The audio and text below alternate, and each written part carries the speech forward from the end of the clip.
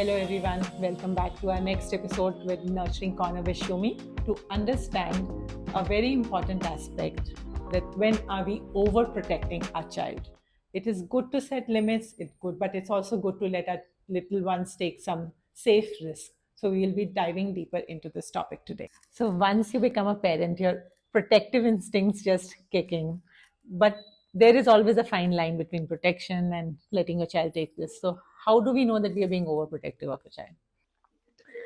We know we're being overprotective of the child when we see the child being dependent on us. Because firstly, we need to understand to trust our child. The child is capable of many things. And the child also intrinsically trusts himself or herself to do many things. As we get overprotective, you'll start seeing the child not doing things that he or she was doing before and is depending on you more. That's when you know that, okay, now you've gotten to this space and you need to step back. But then again, like earlier we've spoken about temperament. Sometimes it might be the child's temperament not to do certain things or to be more dependent on. Then how do you understand that it's a temperament or it is you? So the temperament is if that was the child's temperament, initially also the child wouldn't be doing it. Like the child is wearing shoes, and then you being overprotective. So one thing is we are overprotective and also perfectionist. These two things, that's what makes us overprotective, right? You're not wearing your shoes properly. Let me do it for you. So this child who was wearing his shoes now starts thinking that, okay, I don't know how to do it. Mama, please come and do it for me. So this, if a child's temperament was that, they wouldn't be putting on the shoes initially also. When they take a step back is when you know that you've crossed the line. So basically, when a child is also showing an inclination to do something, we as parents should also give them the space to try it out. Yeah, And absolutely. Because a child will want to move towards independence. Every child is wired towards moving into independence. In the first 6 years, it is functional independence. That means they want to do things for themselves and want to be independent in doing daily things for themselves. So they will want to try out new things, whatever their temperament. Some children do it slowly, some children do it faster. So they will try it, and that time to allow the child to do it and to not say this is not right, that is not right, and to let them do it however they're doing it. but then there are also situations which may not be safe for the child, right? So then again, we as parents, how do we know that this is the time we really now need to kick in our protective shield and just help them, or let them be okay to try that? So where do we create that fine? So I have, yeah, like I spoke about this before. Safety. What is safety according to you?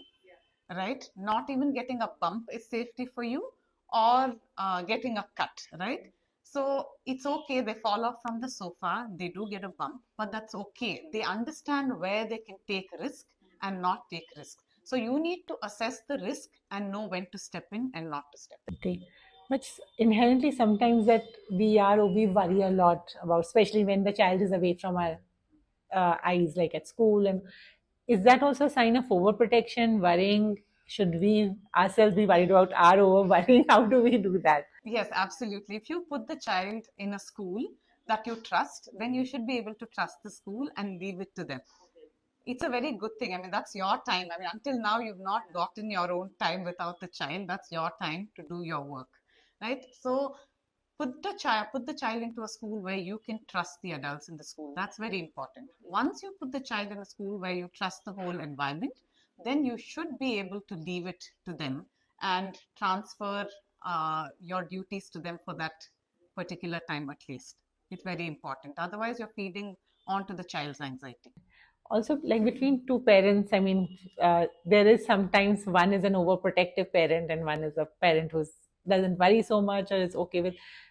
How do you navigate it between the two of you also, right? That and create a balance for the child because Yeah, it's important. I mean, it would be great if both can be on the same page, but most often it doesn't happen. To talk it out and explain logically why you think, and to ask questions. Like I always do this with parents to say, okay, you're worried about this. What is it that worries you? Take them to the logical conclusion of what that worries you. Okay, they fell down and got a bump. So, what happens if they did? Because it's very important for the child to experience these things. Unless the child has experiences, they're not going to build a knowledge bank.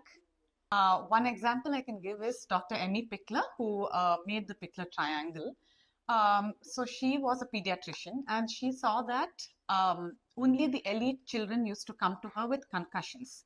And she did not understand. This happened over many decades, and she didn't understand. And then finally, when she did a study, she realized that all the elite children of that age, about many decades back, had nannies who wouldn't allow the children to explore anything.